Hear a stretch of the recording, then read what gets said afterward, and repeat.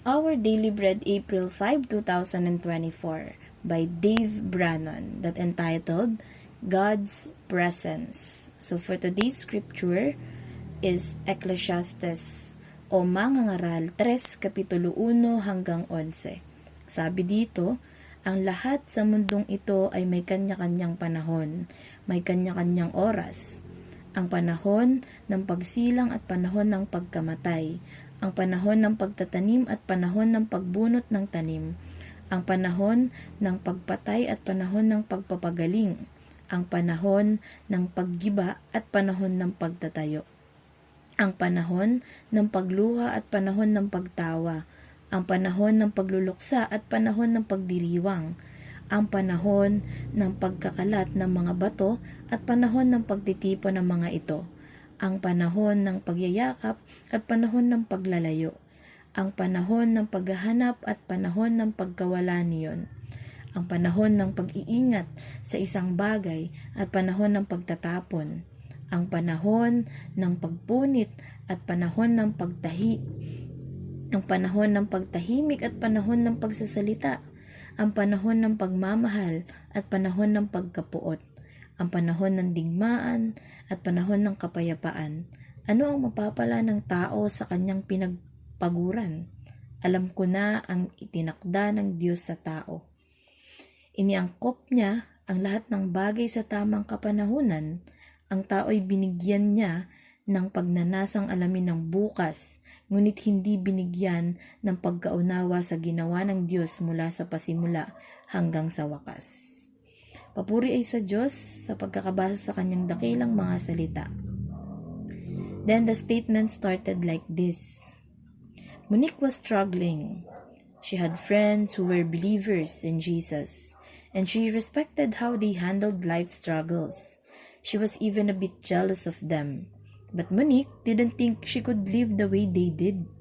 She thought having faith in Christ was about following rules. Finally, a fellow college student helped her to see that God wasn't out to spoil her life. Instead, He wanted the best for her amidst her ups and downs. Once she understood this, Monique was ready to trust Jesus as her Savior and embrace the magnificent truth about God's love for her. Kapag hindi pa natin nalalaman ng buong katotohanan bilang isang tao, ang una talaga nating mararamdaman ay pangamba at pagdadalawang isip. Hanggat walang taong may desire na sumama or magsama ng mga tao papalapit kay God, walang makakaalam. We know Him, but do we believe and trust Him? I'll let our hearts answer for that.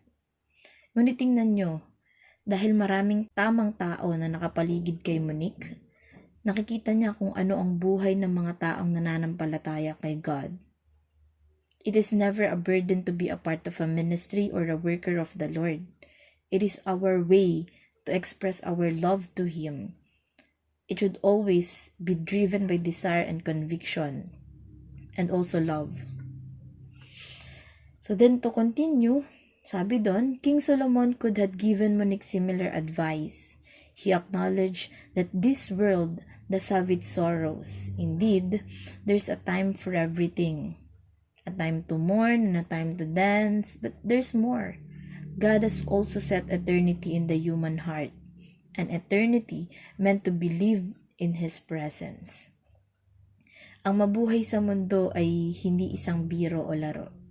It is our given chance to know more about the Creator who sooner or later or praying na makakasama natin in the future.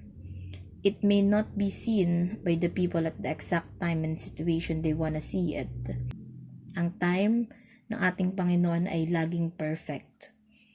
Marahil iniisip ng iba ang mga ginagawa natin para sa Diyos ay hindi naman nababayaran. Totoo. Pero hindi ito ang dapat nating pakinggan. Because we know na ang mga gawaing ito ay driven by love. Diba sabi nga nila, kung alam mo na mahal mo ang ginagawa mo, walang makakapigil sa'yo. At nakararamdaman tayo ng pighati sa buhay, pwede namang umiyak. Wag lang sa maling tao. Mga kapatid, mas masarap umiyak kay Kristo. At ito ay totoo. We should be thanking God pa nga dapat sa mga pagsubok na nararanasan natin. Because it reminds us that we are not alone. He will be there to guide us wholeheartedly. Diba? So sabi, Monique gained life to the full, as Jesus said in John 10:10. Sabi doon, the thief comes only to steal and kill and destroy. I have come that they may have life and have it in all its fullness when she trusted Him. But she gained so much more through faith.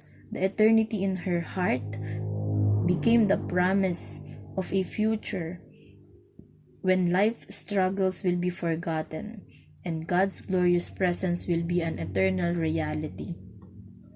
Or backed up by Isaiah 65:17. Sabi doon, for behold, I will create a new heavens and new earth.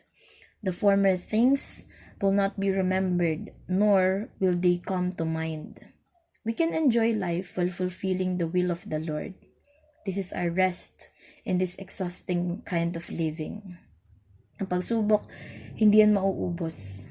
Marami pang darating na mas mahihirap pero pero hindi ibig sabihin nun na ang ending ng race na ito ay failure tayo.